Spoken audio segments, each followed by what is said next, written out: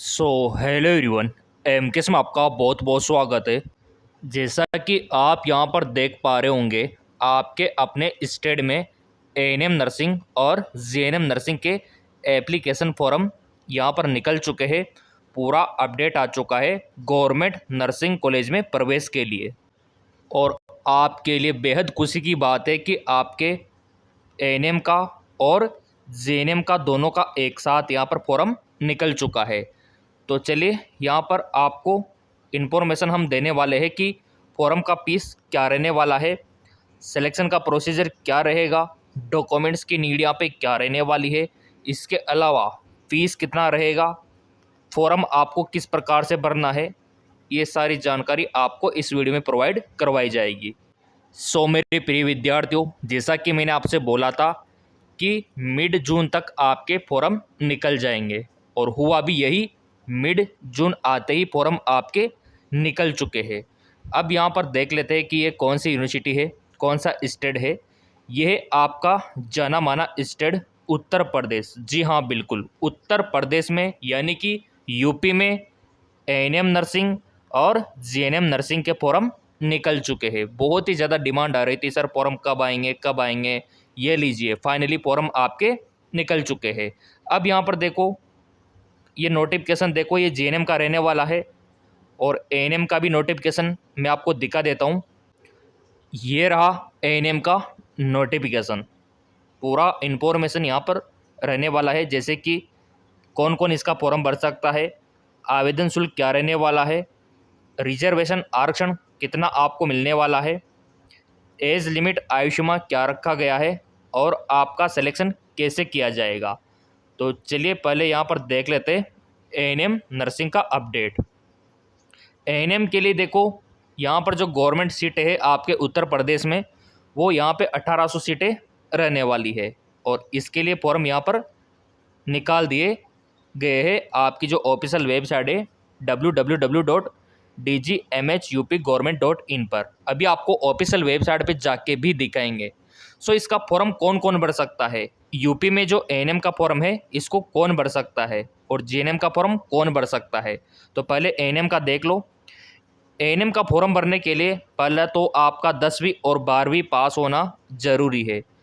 अब यहाँ पर कितना परसेंटेज आपके होना चाहिए 12वीं में, वो भी जानना हमारे लिए बेहद इंपॉर्टेंट है। ये आपकी कैटेगरी के ऊपर, यानी कि आपकी श्रेणी के ऊपर डिपेंड करता है कि आपका परसेंटेज कितना होना चाहिए 12th में।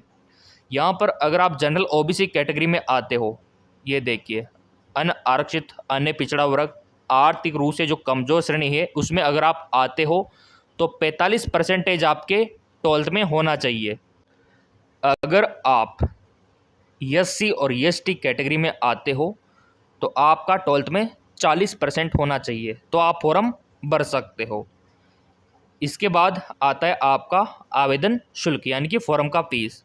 तो सामान्य वर्ग के लिए 200 रुपये फीस है और एससी और एसटी अन्य पिछड़ा वर्ग के लिए, यहाँ पर देख सकते हो आप, जो रिजर्व कैटेगरी में आते हैं उनका मात्र 100 रुपये फीस रहने वाला है।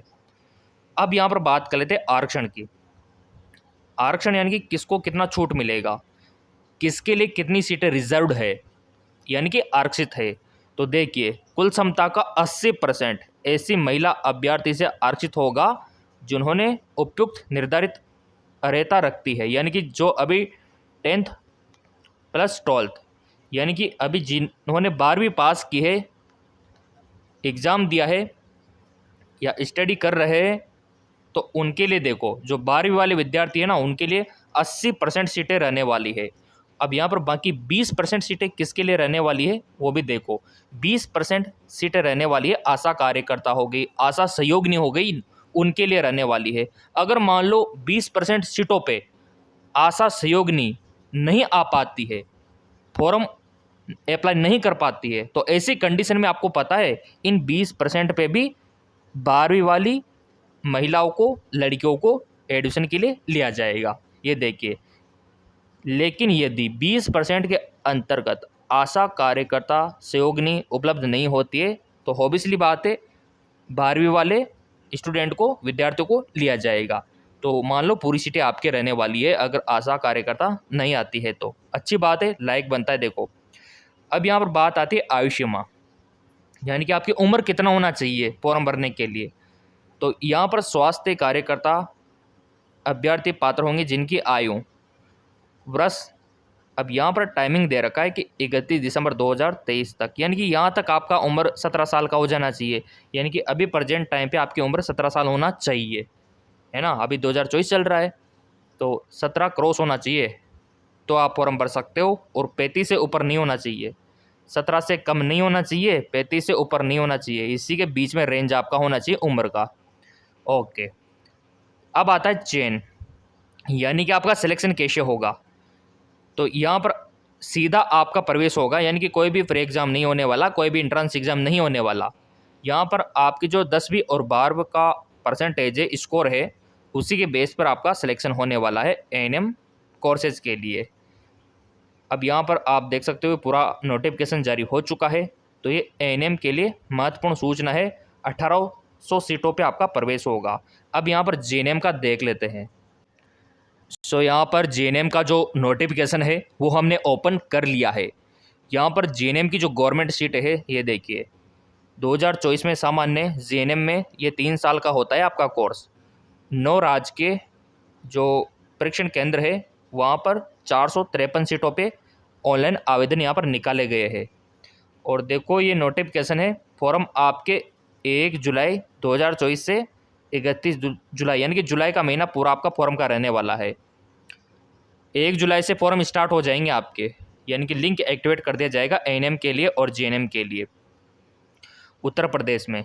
अब यहाँ पर आप बोलेंगे सर हमारे स्टेट में कब निकलेंगे, हमारे राजस्थान में कब निकलेंगे, एमपी में कब निकलेंगे, दिल्ली में कब निकलेंगे। तो देखो मैंने बोल रखा है, आप सब्सक्राइब करके रखो, बस बेल आइकन पे प्रेस करके रखो।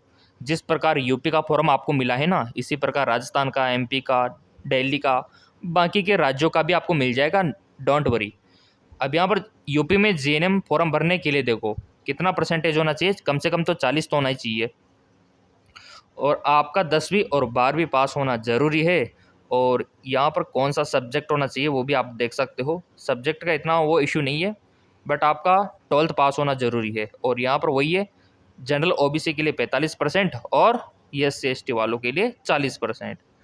आवेदन शुल्क वही आपका सामान्य वर्ग के लिए 200 रुपये लगने वाला है, और रिजर्व कैटेगरी वालों के लिए 100 रुपये लगने वाला है। आरक्षण थोड़ा अलग है, यहाँ पे 10% सीटें पुरुषों के लिए रहने वाली है, और शेष सीटों पे 15% एएनएम जो कार्यकर्ता है उनके लिए, और 15% पे अगर उपलब्ध नहीं हो पाता है तो पूरी उनसे भरी जाएगी। आयु सीमा की बात करें तो सेम एएनएम का ही रखा गया है, 17 से 35 के बीच में आपका उम्र होना चाहिए। तो कैलकुलेट कर लेना आप एज का, आजकल कैलकुलेटर आते हैं ना गूगल पे, एज कैलकुलेटर, वहाँ पे जाकर डाल देना, आपका डेट ऑफ बर्थ निकल के आ जाएगा, पूरा बायोडाटा। चयन का प्रक्रिया हाई स्कूल इंटरमीडिएट, यानी कि वही 10वीं 12वीं के मेरिट के बेस पे सीधा आपका प्रवेश होने वाला है। और ये इसका ऑफिशियल वेबसाइट है, जो कि अभी मैं आपको जाके भी दिखा दूंगा। और ये इंग्लिश में नोटिफिकेशन है, वो तो हम टेलीग्राम पे डाल ही देंगे। और यहाँ पर आप देख लो ये पूरा का पूरा नोटिफिकेशन। तो 1800 एएनएम की और 453 जीएनएम की फॉर्म 1 जुलाई से भरे जाएंगे, ये डेट देख लो, और लास्ट डेट 31 जुलाई रहेगी। अब चलते इसके ऑफिशियल वेबसाइट पे, वहाँ पे भी नोटिफिकेशन आपको दिखा देते ताकि आपको विश्वास हो, यकीन हो। हम आ चुके हैं इसकी ऑफिशियल वेबसाइट पे, जैसा कि आप यहाँ पर देख पा रहे होंगे, ये इसका ऑफिशियल वेबसाइट है। नीचे हमको स्क्रॉल डाउन करना होगा। जैसे हम यहाँ पे स्क्रॉल डाउन करते हैं, ये देखिए ये कुछ इंपॉर्टेंट इन्फॉर्मेशन हमको यहाँ पर दिख जाती है, और व्यू मोर पे आपको क्लिक करना है। तो जैसे हम व्यू मोर पे क्लिक करते हैं तो इस प्रकार का इंटरपेज ओपन हो जाता है, और ये 5वें नंबर पे आपको एएनएम का नोटिफिकेशन दिख जाता है, ये देखिए। और इसके ऊपर 4th नंबर पे आपको जीएनएम का दिख जाता है। तो ये ऑफिशियली भी अपडेट आ चुका है। फॉर्म आपके 1 जुलाई से भरे जाएंगे, 1 जुलाई से। और यहाँ पर चैनल सब्सक्राइब कर रखा होगा तो कट ऑफ को लेके, काउंसलिंग को लेके हर अपडेट आपको मिलता रहेगा। और यहाँ पर बेहद खुशी की बात है कि आपके फॉर्म टाइम पे निकल गए। जैसा कि मैंने आपको बताया था कि मिड जून तक निकल जाएंगे, तो ये नोटिफिकेशन भी आ चुका है। बाकी इसको लेकर आपके मन में कोई डाउट है तो आप कमेंट करके हमसे पूछ सकते हो, सारे कमेंट आपके देखे जाते हैं। चैनल सब्सक्राइब कर लेना ताकि अगला अपडेट आपको मिलता रहेगा।